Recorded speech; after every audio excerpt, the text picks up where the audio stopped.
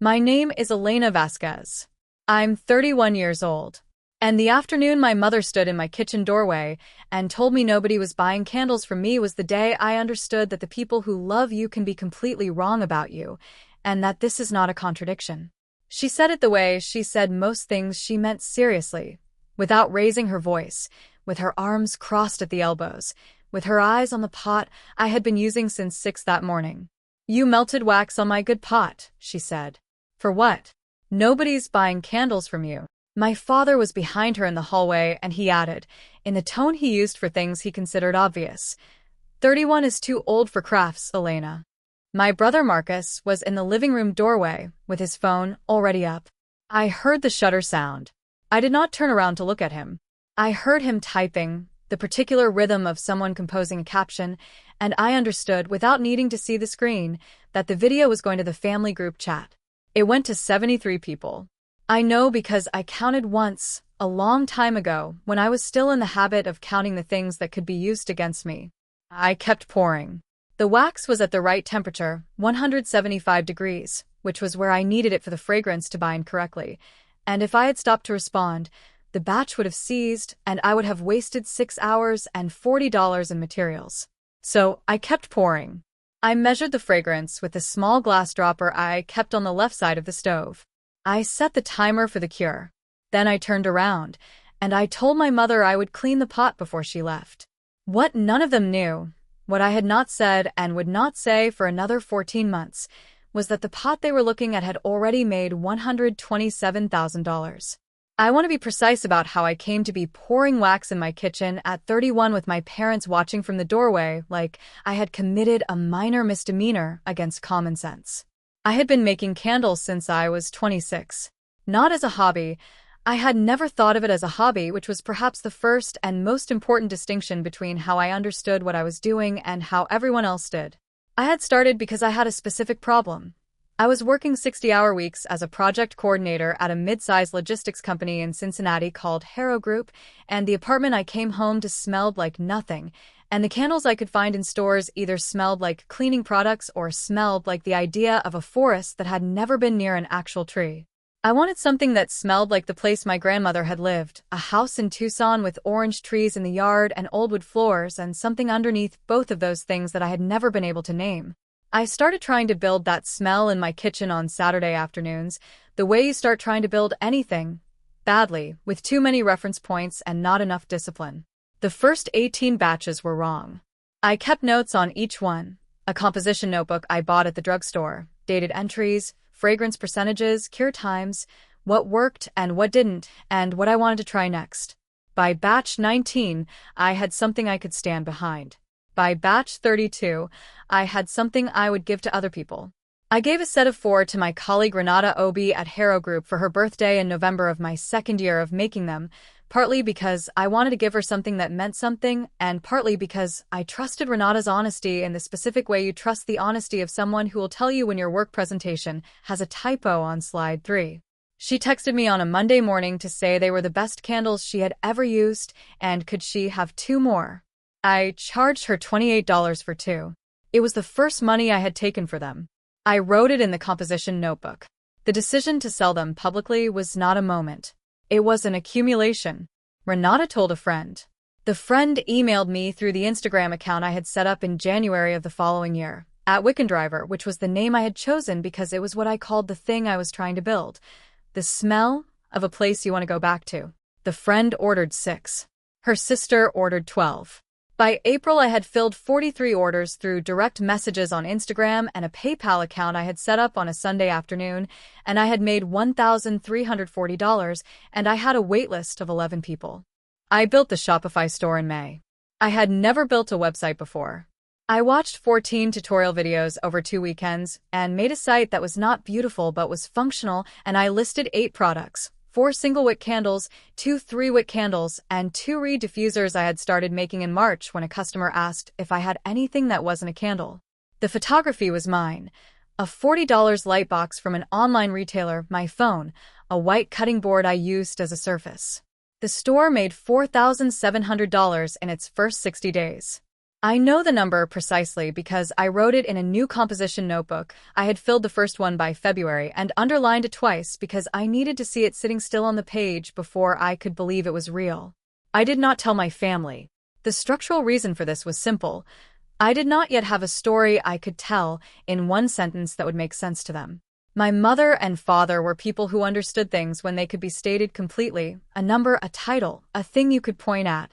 "I've made $4,700 selling candles on the internet," was a sentence with too many openings in it. I had learned this about them the same way you learn most important things about the people you grew up with, slowly, through the repeated experience of saying something and watching where it landed. I would wait until the sentence was complete. The afternoon they stood in my kitchen doorway, the afternoon my mother counted the cost of the good pot. I had been operating the Shopify store for 11 months. I had filled 847 orders. My trailing 12-month revenue was $127,000, which was more than I made in a year at Harrow Group. I had a 4.9-star average across 312 reviews, 2 of which had been written by people who described Wick and River as the only candle they would buy from now on, which was the kind of sentence that sat in me in a particular way.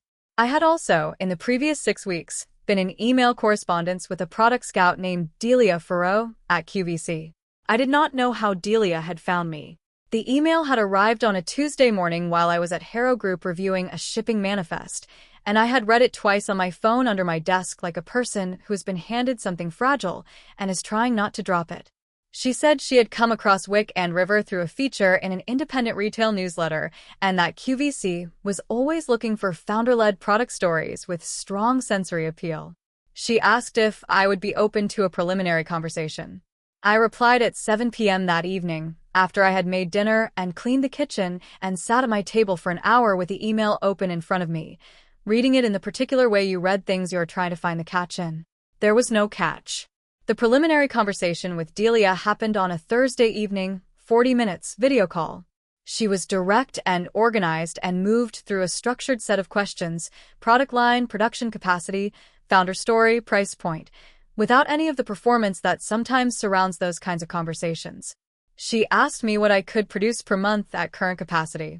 I told her 600 units across my standard line. She made a note. She asked what my fulfillment setup looked like. I told her. My kitchen, my dining room table, USPS priority flat rate, me and 2 part-time helpers I paid hourly, my downstairs neighbor Cora's daughter Inez, who is 19 and meticulous, and a friend named Petra, who came on Saturdays. Delia said she would be in touch within 2 weeks about next steps. I closed the laptop and cleaned the wax strips off the stove and went to bed.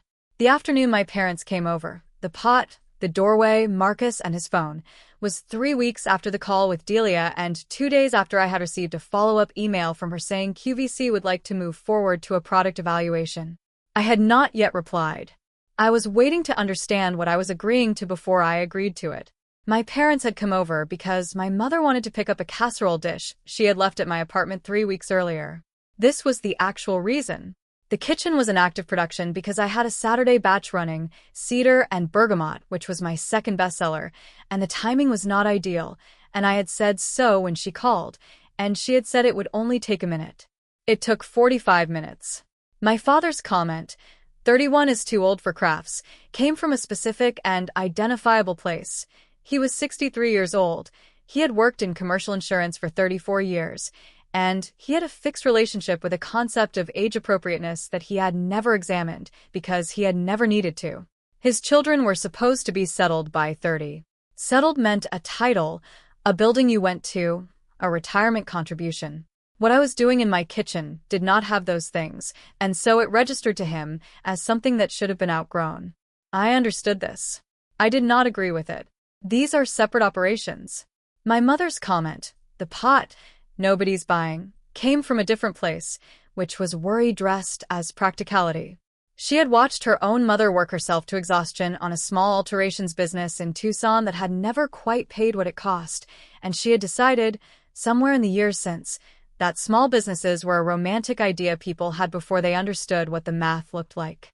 She was applying this conclusion to me. She was wrong about the math. She was not wrong to worry. These are also separate things. Marcus filmed it, because Marcus found family friction entertaining in a way he had never matured out of. He was 34. He ran a fantasy football league and remembered every slight that had ever been directed at him with the precision of a court reporter. The video was not malicious exactly. It was the behavior of someone who has never been required to consider the cost of what he finds funny. I cleaned the pot. My parents left. I replied to Delia's email. The product evaluation process took 6 weeks. I shipped a sample kit, 12 units across 4 cents, each with a handwritten label and a 1-page product information sheet I had designed myself, to QVC's buyer team in Westchester, Pennsylvania. I received a formal evaluation response from a senior buyer named Thomas Grenville 2 weeks after that, which outlined the terms of a guest appearance and the expected inventory commitment. The inventory commitment was the part that required the most thought. QVC's standard guest segment for a first-time founder in the home category ran approximately 8 minutes of live airtime. The expected sell-through for a well-performing segment in that slot, Thomas explained in a follow-up call, was between 400 and 1,200 units depending on price point, time of day, and how the founder presented on camera. He was careful to say this was a range, not a guarantee. I appreciated his carefulness. I spoke with a small business attorney named Vivian Park, who had been recommended to me by Renata, who had used her for a freelance contract dispute the previous year. Vivian reviewed the QVC vendor agreement over 4 business days and came back with 3 items she wanted to negotiate: an exclusivity window that she felt was broader than standard, a return policy clause, and a provision about marketing rights that she said favored QVC in a way that was common, but not mandatory. QVC's vendor team accepted 2 of the 3 modifications. Vivian said this was a reasonable outcome. I signed the vendor agreement on a Wednesday afternoon in my apartment, at my dining room table, with a cedar and bergamot candle burning on the windowsill because I had lit it that morning and had not gotten around to putting it out. I called Inez and Petra that evening. I told them I would need them to scale up starting the following week, that we were targeting 800 units in the next 4 weeks, and that I would be paying them a production bonus on top of their hourly rate. Inez said, "Wait, how much did you say?" I told her. There was a pause on the line. Then, "Elena, I'm coming over right now to start." I told her it was 9:30 on a Wednesday. She said she didn't care. I did not tell my family about the QVC appearance until the week before it aired.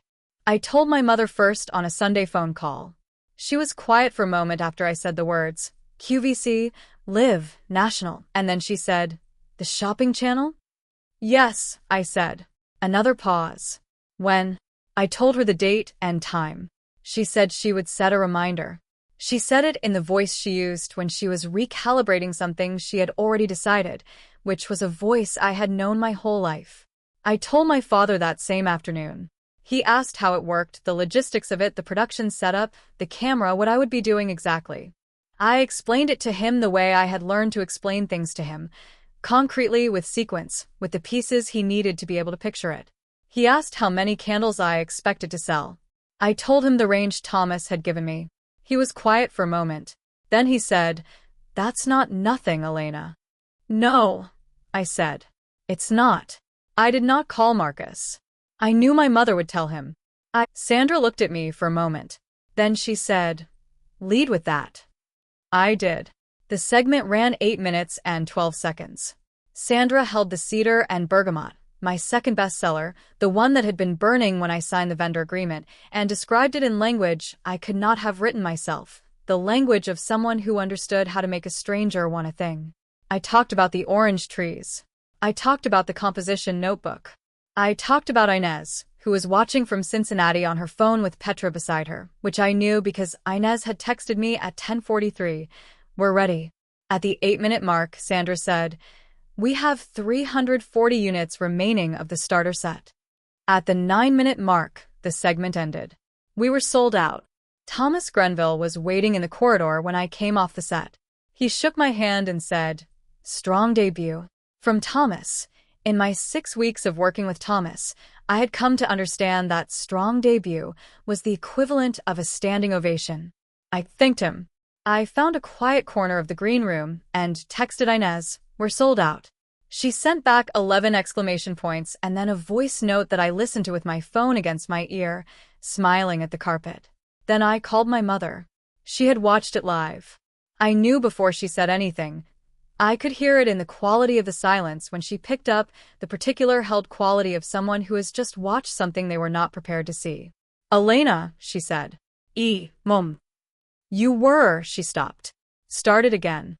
"You were very good. Thank you." The part about Abuela's house. Another pause. "I didn't know you remembered it that way." "I've always remembered it that way," I said. "That's what I've been trying to make." She was quiet for a moment. I heard her set something down, a glass, maybe, on the kitchen counter. Then, I shouldn't have said what I said about the pot. "It's okay," I said. "It's not," she said. "It wasn't." I let that sit between us for a moment. It was real, what she was saying. It was also 4 years late, and arrived because a national television audience had been present at the outcome. I did not say that. It was true, and it was also not the most useful true thing available in that moment. "I know you were worried," I said. "I know that's what it was." She said she had been. She said she hadn't understood. I told her I knew that too. We talked for 26 minutes. By the end of it, something had shifted, not resolved, not repaired completely, but shifted in the way things shift when one person decides to stop being right and start being present instead. My mother was capable of that. It had just taken her longer than it had taken me. My father called that evening. He asked about the sellout number. I told him. He was quiet for a moment. Then he said he had told his colleague at the insurance firm about it, and the colleague had looked it up on the QVC website and said he was going to order a set for his wife. He said they look like quality, my father said. "They are quality," I said. "I know that now," he said. It was the closest he would come to an apology, and I understood that, and I accepted it because it was real even if it was not everything, and I had learned that real and incomplete is still real. Marcus texted 3 days later. The text said, "Saw the QVC thing. Nice work." No mention of the video. No mention of the group chat. I replied with a thank you. He sent a thumbs up. He did not bring it up again, and neither did I, because some things do not require a reckoning to be finished. They require only that both parties agree, without saying so, to leave them where they are. The video was gone from the group chat by Wednesday. I noticed because I checked, not because I was keeping track. I was not keeping track. I was already on to the next batch, a new scent I had been developing for 3 weeks, something I was calling Low Tide, which was still not right but which I thought might be close. QVC invited me back for a second segment 4 months later, which ran at a higher price point and sold through in 6 minutes. Vivian Park renegotiated the vendor agreement in the 6th month, and the revised terms reflected a relationship that had moved past the introductory window.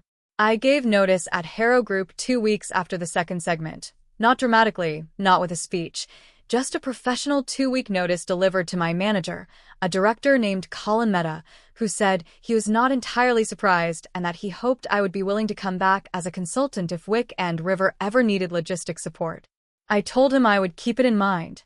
I moved production out of my apartment in the spring, a leased production space in a building in Cincinnati's North Side neighborhood, 1,400 square feet, with a ventilation system that was not my kitchen window and a production table that was not my dining room table. Inez came full-time. Petra came 4 days a week. I hired a third production assistant, a woman named Guadalupe Ramos, who had 10 years of experience in small-batch cosmetics manufacturing and who understood clean workspaces in a way that made every batch better. I kept the composition notebooks. I have 14 of them now. They live on a shelf in the production space, in order, each one dated on the spine. The first one from the year I was 26 with the wax strips on the cover that I have never tried to clean off because they are part of the record. My mother came to the production space in October. My father came with her. I gave them the tour, the production table, the ventilation setup, the fragrance library I had built along the south wall, the shelving unit where the filled and cured inventory waited in labeled rows for shipping. My mother stood in front of the fragrance library for a long time. There were 47 individual fragrance components on those shelves, each in a small amber glass bottle with a handwritten label. She read the labels the way she read things she was trying to understand, slowly, with her head tilted slightly. "Which one is Abuela's house?" she asked. I took down the cedar, the bergamot, the orange blossom, the sandalwood. I held each one out to her in turn. She smelled each one. Then she pointed to the orange blossom. "This one," she said. "This is the floor." "Yes," I said. "That's the floor." She set the bottle back on the shelf carefully, the way you set down something that belongs to someone else and that you have been trusted to hold for a moment. My father, on the other side of the room, was reading the labels on the shipping shelves, state by state, the orders going out that week. He had his reading glasses on, the ones he only wore when he was paying close attention. "You shipped to 41 states," he said. 43 now," I said. "We added 2 last month." He took off his glasses and folded them. He looked at me the way he looked at things he had decided to take seriously, which was directly, without the comfortable distance of a man who already knows the answer. "Good," he said. "That's good, Elena." It was enough. It was real, and it was enough. I want to say something about the good pot. I bought my mother a new one, a 10-inch stainless steel saucier, the same brand as the original, ordered online the week after the QVC segment aired. I had it shipped to her house. She called when it arrived and said it was too much. I told her it wasn't. She said she hadn't needed a new one. I told her I knew that, but I wanted her to have one. She has used it almost every Sunday since, which I know because she sends me photographs sometimes. Whatever she's made, whatever's in the pot. Soup in November. Sauce in February. Something with chicken last Easter that she said came out exactly right. I keep the photographs. There is no dramatic ending to this story, and I want to be precise about that, because I think sometimes we expect one. The moment when the room turns, when the people who doubted you stand up and say they were wrong, when the accounting is made public and everyone receives exactly what they deserve. That is not what happened. What happened was slower and quieter, and more real than that. My mother stood in front of a shelf of amber bottles and pointed to the one that smelled like her own mother's floor. My father read a shipping manifest and took off his glasses. My brother deleted a video without comment. These were not grand gestures. They were the small adjustments people make when they have been wrong about something and have decided, in their own time and their own way, to move. I did not need them to perform it. I needed only to keep going long enough for the truth of what I was doing to become impossible to ignore, and then to be standing in the room when it did, steady and unhurried, with nothing left to prove. What you build in private will speak for itself eventually. The question is only whether you are still building when it does. There's a moment in this story that I keep coming back to, my mother standing at the fragrance shelf, pointing to the orange blossom and saying, "This is the floor." If there's ever been a moment when someone who doubted you finally understood, not said they were sorry, but actually understood, what did that look like? I want to know. Leave it in the comments. If this story found you at the right time, hit like and subscribe. New stories every week, and the bell means you won't miss the next one. Thank you for being here.